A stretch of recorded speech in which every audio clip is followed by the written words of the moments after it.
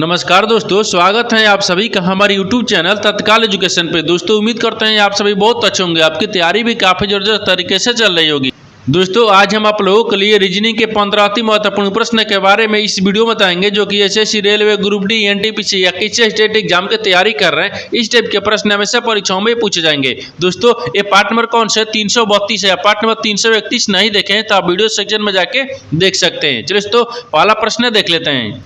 दोस्तों पहला प्रश्न है, इसमें देखिए नीचे दिएगा विकल्पों में से संबंधित संख्या को चुनिए। देखिए नीचे यहाँ पर आपको एक संबंधित संख्या दी है, 3 जो है यहाँ पर 36 समेत है। ठीक उसी प्रकार से बताना है कि इस प्रश्नवाचक चिन्ह पर कौन सी संख्या को रखेंगे जो कि यहाँ पर 2736 समेत होगा। देखिए तो यहाँ पर सबसे पहले ध्यान से देखते हैं कि यहाँ पर किससे समेत होगा। देखिए यहाँ पर आपको क्या दिख रहा है, 36 दिख रहा है, यानी 3 से 36 कैसे हो रहा है। देखिए जब 3 में क्या करते हैं, यहाँ पर 12 से गुना करते हैं तो बढ़ते हैं कितना होता है, 36 होता है। ठीक है, 12 में 3 से गुना करेंगे तो 36 आ जाएगा। उसी प्रकार से यहाँ पर कौन सी संख्या को रखते हैं इन चार ऑप्शन में से कि जो कि यहाँ पर आपको जो 2736 समेत हो जाएगा। देखिए तो सबसे पहले क्या करेंगे, ऑप्शन ए को देखते हैं। ऑप्शन ए को क्या रखते हैं, यहाँ पर क्या रख रहा है, तो यहाँ पर मान लीजिए कितना रख रहे हैं, आपको 17 रख रहा है, यानी 17 28 रख रहा है। अगर 17 28 को यहाँ पर 12 से क्या करते हैं, गुना करते हैं। ठीक है, यानी 12 से गुना करेंगे। जब 12 से गुना करेंगे तो 8 दूनी के 16 हो जाएगा। ठीक है, और 2 दूनी के 4 1 5 आ गया।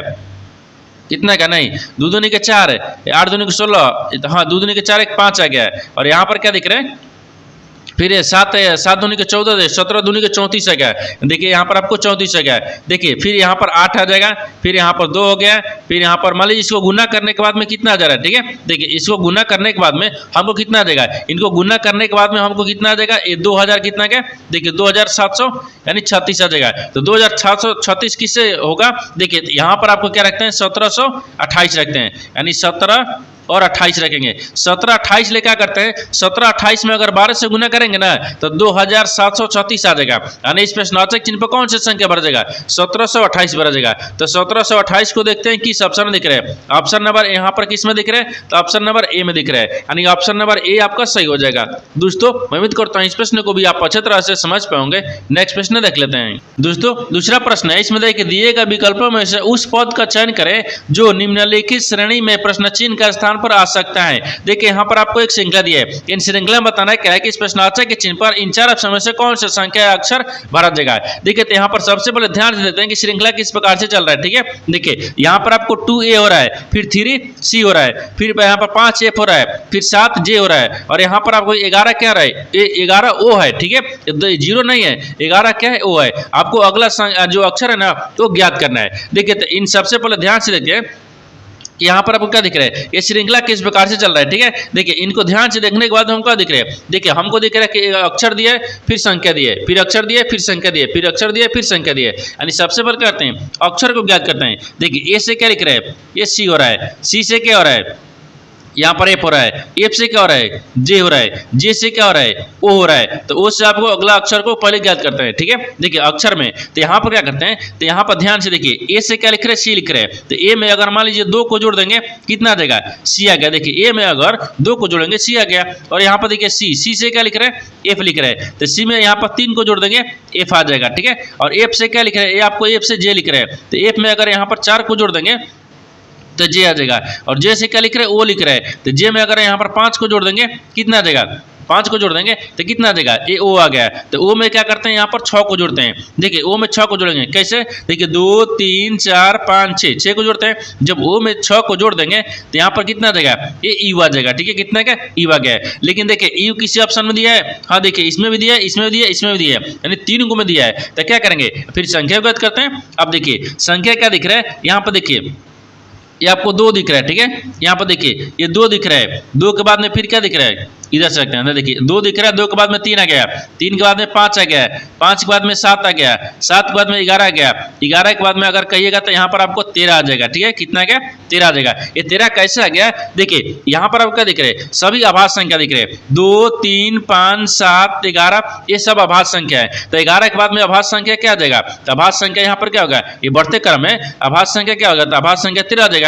11 के बाद में क्या आएगा, 13 आएगा ना, तो 13 हो जाएगा। तो यहाँ पर यू 13 आ जाएगा, यानी इस प्रश्नवाचक चिन्ह पर कौन सा संख्या बढ़ जाएगा, यू 13। तो यू 13 को देखिए किस ऑप्शन में दिख रहा है, तो ऑप्शन नंबर किस में दिख रहा है, यानी ऑप्शन नंबर सी में दिख रहा है। ऑप्शन नंबर सी आपका सही हो जाएगा। दोस्तों मैं उम्मीद करता हूँ इस प्रश्न को भी आप अच्छी तरह से समझ पाओगे। नेक्स्ट प्रश्न देख लेते हैं।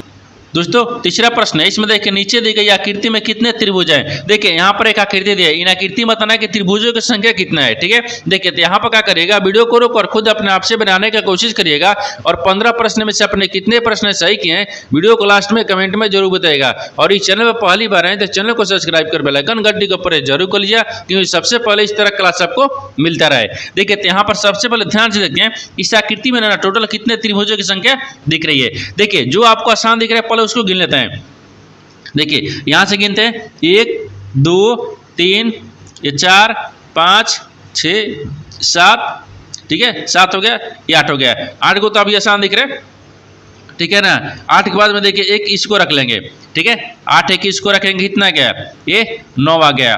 और 9 के बाद में अगर इसको रखेंगे, ठीक है देखिए इसको रखेंगे, ये कितना गया ये 10 आ गया। 10 के बाद में अगर इसको रखेंगे फिर, ठीक है देखिए इसको, तो 10 से कितना गया ये यहाँ पर 11 गया। 11 के बाद में देखिए एक इसको रखेंगे, यहाँ से इसको रखेंगे तो कितना गया ये 12 गया, ठीक है ये 12 गया। कितना दिख रहा है अभी 12 को दिख रहा है। 12 के बाद में और कहीं दिख रहा है, हाँ 12 के बाद में देखिए और दिख रहा है, ये इसको दिखेगा, ठीक है 12 की वाला दिखेगा, तो कितना गया ये 13 गया। यहाँ से इसको देखेंगे कितना गया ये 13 गया, ठीक है ये 13 दिख रहा है, यानी कितना गया 13 गया। और इसमें देखिए कहीं त्रिभुज बन रहा है, नहीं बन रहा है, यानी इस आकृति में टोटल कितने त्रिभुजों की संख्या दिख रहा है 13 को दिख रहा है। तो 13 को देखते हैं किस ऑप्शन में दिख रहा है। ऑप्शन नंबर किस में दिख रहा है, ऑप्शन नंबर आपको किस में दिख रहा है, तो बी में दिख रहा है, यानी ऑप्शन नंबर बी आपका सही हो जाएगा। दोस्तों मैं उम्मीद करता हूँ इस प्रश्न को भी आप अच्छे तरह से समझ पाओगे। नेक्स्ट प्रश्न देख लेते हैं। दोस्तों 4वां प्रश्न है, इसमें देखिए यदि अंग्रेजी वर्णमाला को बाएं से दाएं की ओर हर तीसरा अक्षर हटा दिया जाता है तो प्राप्त नई श्रृंखला में दाईं ओर से बराबर अक्षर कौन सा होगा। देखिए यहाँ पर सबसे पहले प्रश्न समझ से बोल कर है, यहाँ पर क्या बोल रहे हैं, ये बोल रहा है कि यदि अंग्रेजी वर्णमाला को बाएं से दाएं क्रम में देखिए हर तीसरा अक्षर हटा दिया जाए, यानी इसे कहने का मतलब है कि यहाँ पर आपको एक अंग्रेजी वर्णमाला लिखे हैं जिसमें बोल रहा है कि देखिए हर तीसरा अक्षर हटा दिया जाता है, ठीक है दाएं से बाएं लिखे हुए हैं लेकिन हर तीसरा अक्षर क्या कर रहा है हटा दे रहा है। तो सबसे पहले हटा देने के बाद में बोल रहा है कि तो प्राप्त नई श्रृंखला में दाईं ओर से बराबर अक्षर कौन सा होगा। तो सबसे पहले क्या करते हैं अक्षर में देखिए अंग्रेजी वर्णमाला में क्या करते हैं हर तीसरा अक्षर हटाते हैं। इधर से क्या दिख रहा है, इधर से आपको बाएं होता है, ठीक है और इधर से क्या होता है आपको ये दाहिने होता है, ठीक है दाहिने होता है। अब देखिए तो हर एक तीसरा अक्षर हटाते हैं, यानी एक दिख रहा है इसको हटाइए, फिर यहाँ पर देखिए 1 2 तीसरा अक्षर हटाइए, फिर 1 2 3 इसका हटाइए, 1 2 3 तीसरा अक्षर हटाइए, 1 2 3 तीसरा अक्षर हटा देते हैं, फिर यहाँ पर आपको तीसरा अक्षर हटाते हैं, फिर यहाँ पर तीसरा अक्षर हटाते हैं, फिर यहाँ पर आपको तीसरा अक्षर हटा दिए। देखिए यहाँ पर बोल रहा है कि अंग्रेजी वर्णमाला को दाएं से बाएं हर तीसरा अक्षर हटा दिया जाए, तो हर तीसरा अक्षर को हटा दिए। अब बोल रहा है कि जो प्राप्त नई श्रृंखला में दाईं ओर से, अब जो प्राप्त नई श्रृंखला है ना उसमें दाईं ओर से आपको बराबर अक्षर कौन सा होगा आपको इसी को बताना है। देखिए यहाँ पर कितना गया ए आ गया, बी आ गया, फिर यहाँ पर डी दिख रहा है, ई दिख रहा है, फिर जी दिख रहा है, एच दिख रहा है, जे दिख रहा है, के दिख रहा है, एम दिख रहा है, एन दिख रहा है, पी दिख रहा है, ओ पी दिख रहा है, क्यू दिख रहा है, ठीक है क्यू हो गया, और एस दिख रहा है, टी दिख रहा है, भी दिख रहा है, डब्ल्यू दिख रहा है, वाई दिख रहा है, जेड दिख रहा है। ये आपको नई संख्या आ गया, ठीक है ये नई संख्या आ गया। तीसरा हर एक तीसरा अक्षर हटाने के बाद में नई संख्या आ गया। अब नई संख्या बोला ना दाएं से आपको बराबर अक्षर, देखिए तो दाहिने इधर से आता है, दाहिने से बराबर अक्षर कौन सा दिख रहा है, देखिए तो दाहिने से बराबर अक्षर 1 2 3 4 5 6 7 8 9 10 11 12, यानी दाहिने से बराबर अक्षर कौन सा गया, यानी जे आ गया। यहाँ पर क्या आ गया जे आ जाएगा। तो जे को देखिए किस ऑप्शन में दिख रहा है, ऑप्शन नंबर यहाँ पर आपको डी में दिख रहा है, यानी ऑप्शन नंबर डी आपका सही हो जाएगा। दोस्तों मैं उम्मीद करता हूँ इस प्रश्न को भी आप अच्छी तरह से समझ पाओगे। नेक्स्ट प्रश्न देख लेते हैं। दोस्तों 5वां प्रश्न है, इसमें देखिए लड़कियों के एक कतार में यानी शीला, देखिए शीला दोनों छोर से 11वें स्थान पर है, तो बताइए कि इस कतार में कितनी लड़कियां हैं। देखिए यहाँ पर सबसे पहले प्रश्न समझिए से बोल कर है, यहाँ पर क्या बोल रहे हैं, बोल रहा है कि क्या है लड़कियों का कतार है, लड़कियों के कतार में जो शीला है दोनों छोर से क्या है 11वें स्थान पर, यानी दाहिने से भी 11वें है और यानी बाएं से भी 11वें स्थान पर है, ठीक है 11वें स्थान पर है। तो बताइए कि इस कतार में कितनी लड़कियां हैं। जब इस कतार में कितनी लड़कियां हैं पूछेगा, इनको दोनों को आपस में जोड़ लेंगे, ठीक है और -1 कर लेंगे, इनको जोड़ेंगे तो कितना क्या 22 और 22 में से 1 माइनस कर लेंगे, कितना बचेगा 21, यानी इस कतार में कितने लड़कियां हैं 21 को है। तो 21 को देखते हैं किस ऑप्शन में दिख रहा है, ऑप्शन नंबर यहाँ पर आपको बी में दिख रहा है, यानी ऑप्शन नंबर बी आपका सही हो जाएगा। दोस्तों मैं उम्मीद करता हूँ इस प्रश्न को भी आप अच्छी तरह से समझ पाओगे। नेक्स्ट प्रश्न देख लेते हैं। दोस्तों 6 नंबर प्रश्न है, इसमें देखिए नीचे दिए गए विकल्पों में से संबंधित शब्द को चुनिए। देखिए नीचे यहाँ पर आपको एक संबंधित शब्द दिया है, यानी फसलें जो है ना यहाँ पर किसान से संबंधित है। ठीक उसी प्रकार से बताना है कि जूते जो है ना इस प्रश्नावली के चिन्ह पर इन 4 ऑप्शन में से किससे संबंधित होगा। देखिए तो यहाँ पर सबसे पहले ध्यान से देखते हैं कि यहाँ पर आपको किसान यानी फसल जो है ना फसल कौन उगाते हैं, तो किसान उगाते हैं। उसी प्रकार से जूते कौन बनाते हैं, तो क्या यानी कसाई बनाता है, नहीं। मोची बनाता है, दर्जी बनाता है, नहीं। यानी संपादक बनाता है, नहीं। तो यहाँ पर क्या हो जाएगा, मोची हो जाएगा। जैसे ध्यान से देखिए यहाँ पर क्या देख रहे हैं, उगाते हैं, लिखते हैं उगाते हैं। देखिए जिस प्रकार से यहाँ पर फसल कौन उगाते हैं, किसान उगाते हैं। उसी प्रकार से जूते कौन बनाते हैं, तो यहाँ पर बनाते लिखते हैं, बनाते हैं। तो जूते कौन बनाते हैं, तो जूते यहाँ पर मोची बनाता है। कौन बनाता है, ये मोची बनाता है। तो मोची को देखिए किस ऑप्शन में दिख रहा है, तो ऑप्शन नंबर बी में दिख रहा है, यानी ऑप्शन नंबर बी आपका सही हो जाएगा। दोस्तों मैं उम्मीद करता हूँ इस प्रश्न को भी आप अच्छे तरह से समझ पाएंगे। नेक्स्ट प्रश्न देख लेते हैं। दोस्तों 7 नंबर प्रश्न है, इसमें दिए गए अक्षर प्रत्येक श्रृंखला का अध्ययन करें और पूछे गए प्रश्न का उत्तर दीजिए। देखिए यहाँ पर आपको ये श्रृंखला दी है जो कि अक्षर भी है, प्रतीक भी है, ठीक है। और आगे देखिए आपको सवाल यहाँ पर पूछ रहा है कैसे कितने व्यंजन हैं जिनके ठीक पहले एक प्रतीक है और ठीक बाद एक स्वर है। देखिए यहाँ पर सबसे पहले प्रश्न समझिए से बोलकर है, यहाँ पर आपको क्या बोल रहा है, देखिए यहाँ पर आपको बोल रहा है कि दिए गए अक्षर प्रत्येक श्रृंखला का अध्ययन करें। यहाँ पर आपको एक श्रृंखला दिया है, ठीक है। आगे देखिए बोल रहा है कि पूछे गए प्रश्न का उत्तर दीजिए। सवाल देखिए आपको यहाँ से पूछ रहा है कि ऐसे कितने व्यंजन है, यहाँ पर क्या रखते हैं, व्यंजन को रखते हैं, ठीक है। ये क्या दिख रहा है, व्यंजन हो गया। ऐसे कितने व्यंजन है, ठीक है, इसमें व्यंजन है जिनके ठीक पहले एक प्रतीक है, जिनके पहले एक क्या होना चाहिए, प्रतीक होना चाहिए, ठीक है। जिनके पहले ठीक है क्या होना चाहिए, प्रतीक है। ठीक बाद एक स्वर है, लेकिन ठीक बाद में एक क्या है, स्वर है। क्या है, स्वर है। देखिए यानी इसका कहने का मतलब है कि इस आपको श्रृंखला में बताना क्या है कि देखिए इस श्रृंखला में बताना है कि कितने ऐसे व्यंजन हैं, ठीक है, जिनके पहले आपको प्रतीक दिख रहा है, जिनके बाद में एक स्वर दिख रहा है। तो सबसे पहले इसमें ध्यान से देखते हैं। देखिए इसमें क्या देखेंगे, इसमें देखने के बाद में देखिए यहाँ पर आपको क्या दिख रहा है, ऐसे आपको क्या दिख रहा है, व्यंजन है। व्यंजन के पहले क्या दिख रहा है, एक प्रतीक दिख रहा है। उसके बाद में देखिए एक स्वर दिख रहा है, एक दिख गया और दिख रहा है कहीं, हाँ देखिए बी दिख रहा है, ठीक है। बी के पहले क्या दिख रहा है, एक प्रतीक हो गया। उसके बाद में यहाँ पर क्या दिख रहा है, एक यू दिख रहा है जो स्वर है, यहाँ भी ठीक है। आगे देखिए आगे इसमें कहीं दिख रहा है, हाँ देखिए एन दिख रहा है, ठीक है। एन क्या है, व्यंजन है और व्यंजन के पहले एक प्रतीक है, उसके बाद में एक क्या दिख रहा है, यानी यू दिख रहा है, यानी स्वर दिख रहा है, ठीक है। आगे और देखिए और कहीं इसमें दिया है, हाँ और दिया है। देखिए यहाँ पर आपको एल दिख रहा है, ठीक है। देखिए जैसे ई दिख रहा है, एल ई एल हो गया ना, हाँ देखिए यहाँ पर एल दिख रहा है। एल के पहले क्या दिख रहा है, ये क्या दिख रहा है आपको, प्रतीक दिख रहा है, ठीक है, प्रतीक दिख रहा है। एल के पहले क्या दिख रहा है, प्रतीक दिख रहा है। और यहाँ पर आपको एक व्यंजन दिया है, सॉरी स्वर दिया है, ठीक है। क्या दिया, स्वर दिया है। देखिए एल क्या हो गया, व्यंजन हो गया, उसके पहले प्रतीक है और उसके बाद में एक स्वर दिया है, ठीक है। यहाँ पर आपको स्वर हो गया। और देखते हैं और कहीं इसमें दिख रहा है, हाँ देखिए जी दिख रहा है। जी क्या है, ये व्यंजन है। व्यंजन के पहले एक स्वर दिख रहा है, सॉरी जब व्यंजन के पहले एक प्रतीक है, उसके बाद में एक स्वर दिख रहा है, ठीक है, एक स्वर दिख रहा है। इतना हो गया। और इसमें और कहीं देखते हैं, हाँ देखिए यहाँ पर ये दिया है, एस दिया है। एस क्या है, व्यंजन है, उसके पहले एक प्रतीक है, उसके बाद में यहाँ पर एक स्वर दिया है, ठीक है, स्वर दिया है। तो इसमें आपको बताना क्या है, इसमें बताना था कि ऐसे कितने व्यंजन है जिनके पहले प्रतीक है और जिनके बाद में स्वर है।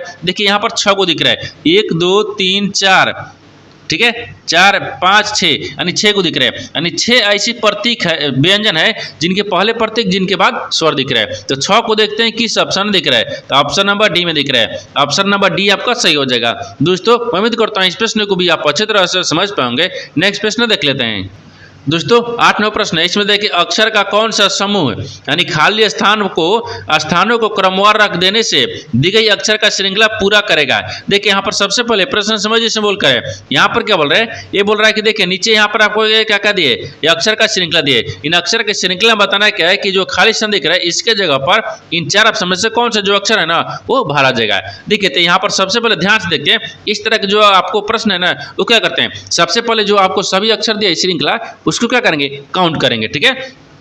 इसको काउंट करेंगे। काउंट करने के बाद में ये आपका कितना दिया है, देखिए 1 2 3 4 5 6 7 8 9 10 11 12 13 14 15 16 17 18 दिया है। 18 दिया ना, 18 में क्या करेंगे, 3 से भाग करते हैं, तो 3 6 18 गया, यानी 6 हिसाब से, यानी 3 के हिसाब से 6 भाग बांटेंगे, तो यहाँ पर नहीं हो पाएगा। क्या करते हैं, इसमें थोड़ा सा लॉजिक लगा लाते हैं। देखिए लॉजिक इस प्रकार से लगाएंगे कि देखिए यहाँ पर आपको ऑप्शन क्या दिख रहा है, देखिए इसमें आपको सब ए दिया है, ठीक है। यहाँ पर आपको लास्ट में एक बी दिया है, तो यहाँ पर क्या करेंगे, इसमें भी आपको थोड़ा सा लॉजिक लगाते हैं। देखिए लॉजिक इसमें कैसे लगाएंगे, यहाँ पर ध्यान से देखिए, यहाँ पर आपको क्या दिख रहा है, देखिए ए दिख रहा है। अगर मान लीजिए यहाँ पर बी रखते हैं तो क्या दिख रहा है, अगर इसको यहाँ पर रख लेते हैं, देखिए ए बी हो गया, फिर ए बी इसको रखते हैं, ठीक है।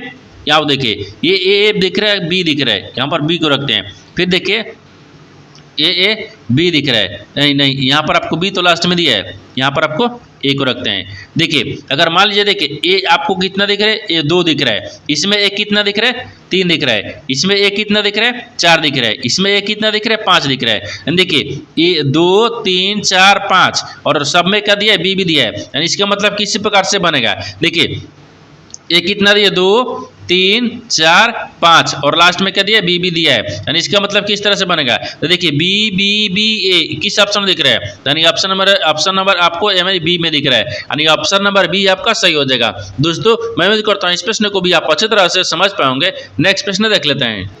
दोस्तों 9वां प्रश्न है, इसमें देखिए उस व्यनारे का चयन करें जो दिए गए वर्गों के बीच संबंध को सर्वोत्तम रूप से दर्शाता है। देखिए नीचे यहाँ पर आपको 3 शब्द दिए हैं, इन तीनों शब्द को बताना कि आपस में कैसे संबंधित है और इन 4 व्यंजनग्राम में से कौन सा व्यंजनग्राम बनेगा। देखिए तो यहाँ पर सबसे पहले ध्यान से देखते हैं कि तीनों शब्द में से कॉमन कौन सा मिल रहा है, ठीक है। देखिए यहाँ पर क्या दिया, मेज दिया है, यानी कुर्सी दिया है और अलमारी दिया है। इन तीनों शब्द को किस प्रकार से आपस में संबंधित है, देखिए तो यहाँ पर सबसे कॉमन रखते हैं मेज को, ये क्या रखेंगे, यहाँ पर मेज को रखते हैं, ठीक है। इमेज हो गया, मेज क्या कुर्सी से समेत है, तो मेज को देखिए यहाँ पर कुर्सी से समेत है, ये नहीं है, ठीक है।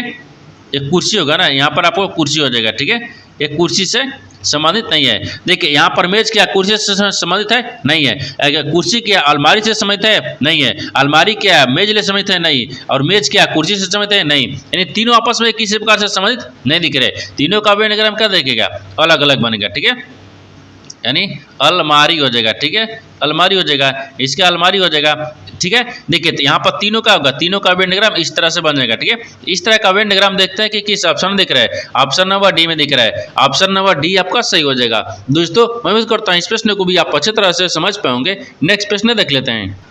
दोस्तों 10वां प्रश्न है, इसमें देखिए एक आदमी पश्चिम की ओर मुंह किए हुए, ठीक है, किए हुए हैं, वह दाईं ओर मुड़ता है और आगे बढ़ता है और वह फिर से दाईं ओर मुड़ता है, अब वह किस दिशा में है। देखिए यहाँ पर सबसे पहले प्रश्न समझ से बोल कर, देखिए यहाँ पर क्या बोल रहा है कि एक आदमी है, ठीक है, एक आदमी पश्चिम की ओर मुंह किए हुए हैं, तो सबसे पहले एक डायग्राम को बना लेते हैं, ठीक है। देखिए यहाँ पर एक क्या होता है, ये पूर्व होता है, यहाँ पर क्या होता है, पश्चिम होता है, ऊपर में क्या होता है, उत्तर होता है, नीचे क्या होता है, दक्षिण होता है। लेकिन क्या बोल रहा है, एक आदमी जो है वो पश्चिम की तरफ मुंह किए हुए हैं, तो मान लीजिए यहाँ पर एक आदमी को रखते हैं, यहाँ पर रखिए ना, यहाँ पर मान लीजिए एक आदमी है वो पश्चिम की तरफ मुंह किए हुए हैं, तो पश्चिम की तरफ मुंह किए दिए, ठीक है, कर दिए। आगे बोल रहा है कि वह दाईं ओर, देखिए दाईं ओर मुड़ता है, तो दाहिनी ओर मुड़ा दिए, ठीक है, दाहिनी ओर मुड़ता है और आगे बढ़ता है, तो दाहिनी ओर मुड़ा और आगे यहाँ तक बढ़ गया, ठीक है। वो बोल रहा है कि फिर से दाईं ओर मुड़ता है, तो फिर से वो दाईं ओर मुड़ गया, ठीक है, फिर से दाईं ओर मुड़ गया, अब वह किस दिशा में है,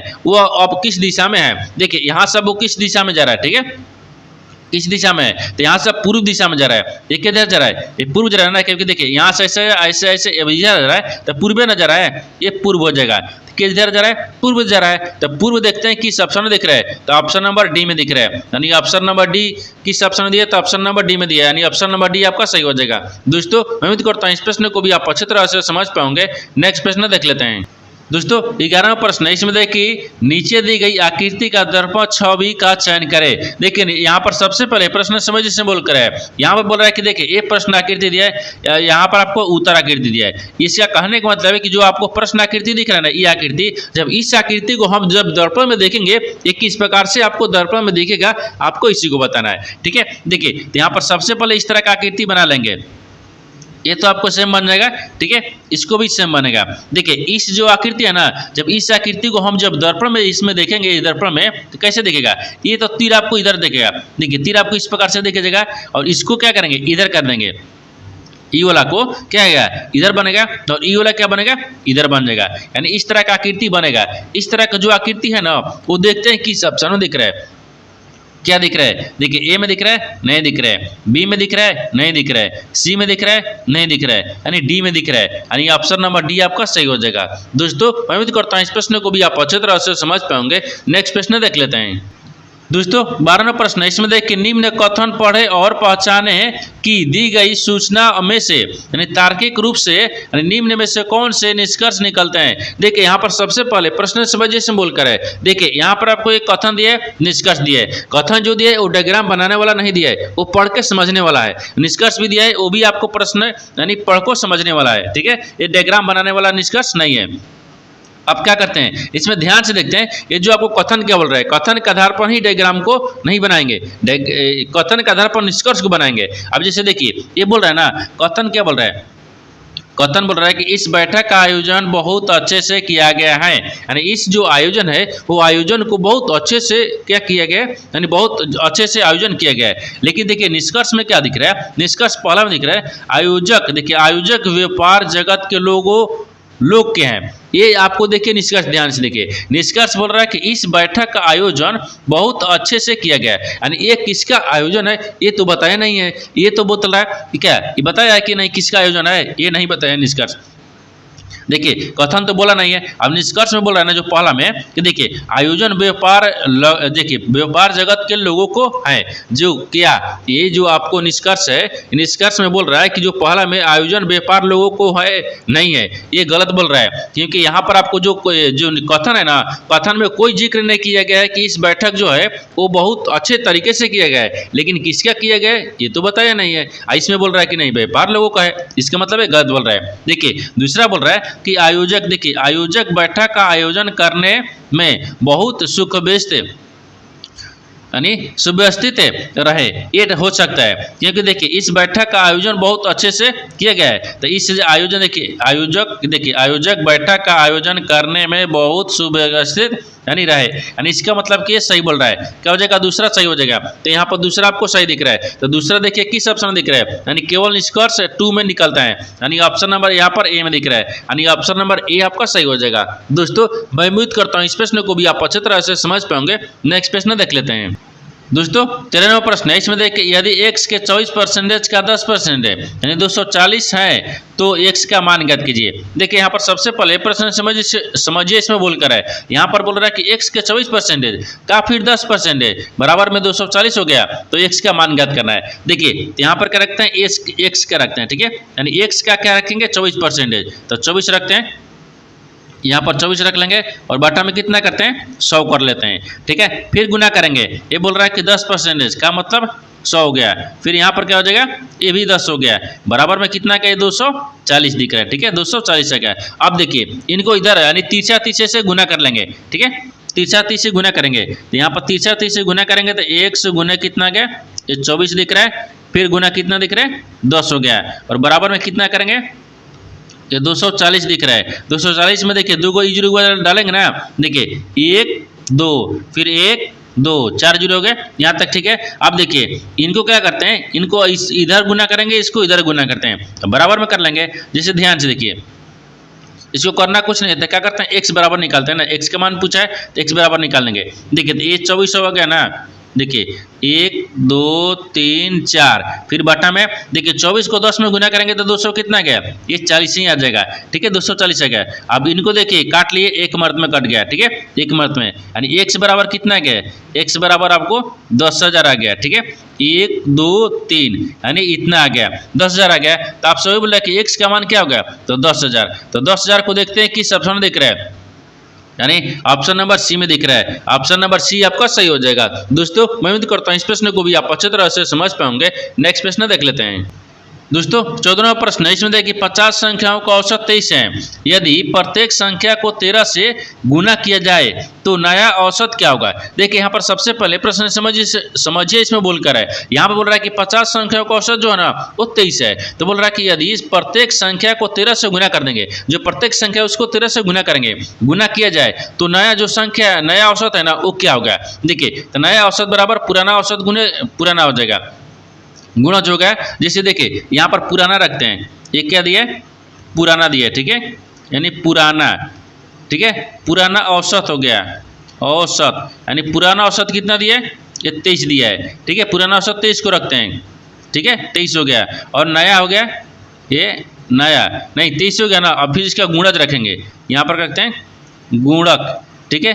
यहाँ पर गुणा कितना दिया है, 13 दिया है। अब कुछ करना है तो नया औसत पूछा है ना, तो नया औसत को रखेंगे, ठीक है। नया औसत, तो नया औसत बराबर क्या आ जाएगा, ये 23 रखेंगे।